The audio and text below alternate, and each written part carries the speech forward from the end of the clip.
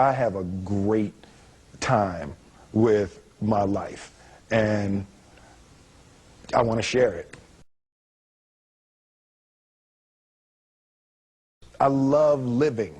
I think that's infectious. It's something that you can't fake.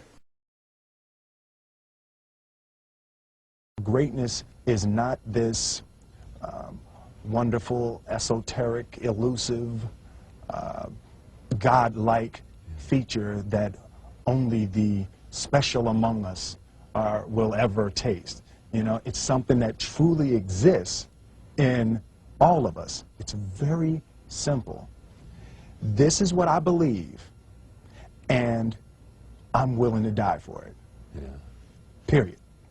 It's that simple. I know who I am, and I know what I believe. I know who I am, I know what I believe. That's all I need to know. And that's all I need to know. So from there, you do what you need to do. Yeah. You know, and I think what happens is we make the situation more complex than it has to be. Because we're looking for complexity. There's got to be something complex to understand. It can't be that easy. You know.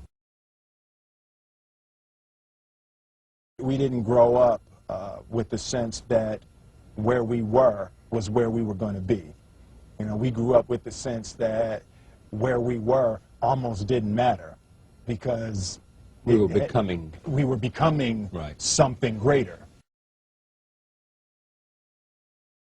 The separation of talent and skill is one of the greatest misunderstood concepts for people who are trying to excel, who have dreams, that want to do things. Talent you have naturally. Skill is only developed by hours and hours and hours of beating on your craft. I've never really viewed myself as particularly talented. Where I excel is ridiculous, sickening work ethic. You know, while the other guy's sleeping, I'm working. While the other guy's eating, I'm working. There's no easy way around it. No matter how talented you are, your talent is going to fail you if you're not skilled. Mm-hmm. You know, if you don't study, if you don't work really hard and dedicate yourself to being better every single day, mm-hmm. you'll never be able to communicate with people, with your artistry, the way that you want. So the only thing that I see that is distinctly different about me is I'm not afraid to die on a treadmill. You might have more talent than me, you might be smarter than me, but if we get on the treadmill together, right, there's two things. You're getting off first, or I'm going to die. It's really that simple. One summer, his dad tore down a brick wall on the front of his business and told 12-year-old Will and his 9-year-old brother to rebuild it, a job they said was impossible. It took them 1.5 years, but they did it. And he said, now don't you ever tell me it's something that you can't do. You don't try to build a wall. You don't set out to build a wall. You don't say, I'm going to build the biggest, baddest, greatest wall that's ever been built. You don't start there. You say, I'm going to lay this brick as perfectly as a brick can be laid. Yeah. And you do that every single day. And soon you have a wall. And soon you have a wall. You know, it's an idea that my grandmother always had, that, you know, if you're going to be here, then there's a necessity to make a difference. She always instilled the responsibility, the spiritual responsibility that you have to make every group you come in contact with better. I want to do good. Yeah. I want the world to be better because I was here. I want my life, I want my work, my family, I want it to mean something. And it's like, it has, if you are not making someone else's life better, then you're wasting your time. You know, like your life will become better by making other lives better. I want to represent an idea. I want to represent possibilities.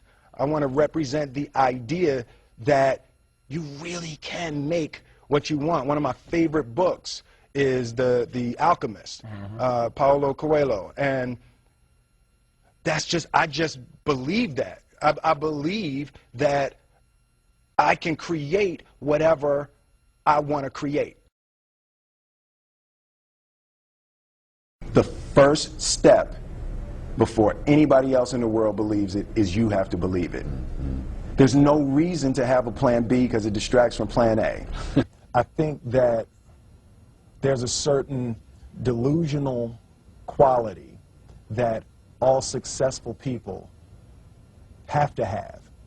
You have to believe that something different than what has happened for the last 50 million years of history. You have to believe that something different can happen. Confucius said, he who says he can and he who says he can't are both usually right. Being realistic is the most commonly traveled road to mediocrity. Why would you be realistic? What's the point of being realistic? Just put up a barrier. Yeah, I'm going to do it. It's done. It's already done. The second I decide it's done, it's already done. So now we just got to wait for y'all to see. It's unrealistic to walk in a room and flip a switch and lights come on. That's unrealistic. Fortunately, Edison didn't think so. It's unrealistic to think you're going to bend a piece of metal and fly people over an ocean in that metal. That's unrealistic. But fortunately, the Wright brothers and others didn't believe that. Our thoughts, our feelings, our dreams, our ideas are physical in the universe. That if we dream something, if we picture something, if we commit ourselves to it, that is a physical thrust towards realization that we can put into the universe. That the universe is not a thing that's going to push us around. That the world and people and situations are not something that are going to push us around. That we are going to bend the universe and command and demand that the universe become what we want it to be. I study the patterns of the universe. There's a redemptive power that making a choice has, you know, rather than feeling like you're at effect to all the things that are happening. Make a choice, right? You just decide what it's going to be, who you're going to be, how you're going to do it. Just decide.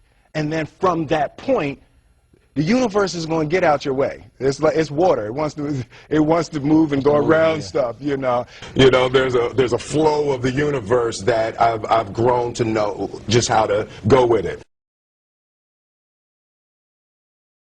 I realize that to have the level of success that I want to have, it's difficult to spread it out and do multiple things. It takes such a desperate, obsessive focus. You really got to focus with all of your fiber and all of your heart and all of your creativity.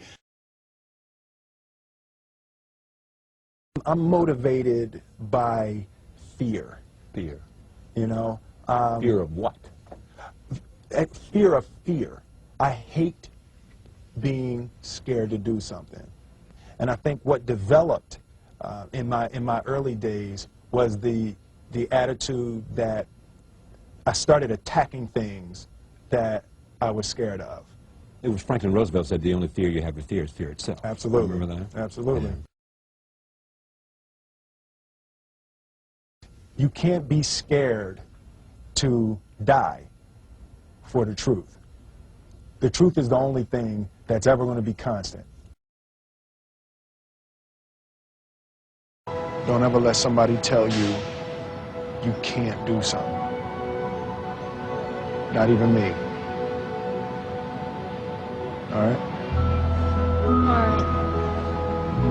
You got a dream, you got to protect it. People can't do something themselves. They want to tell you you can't do it.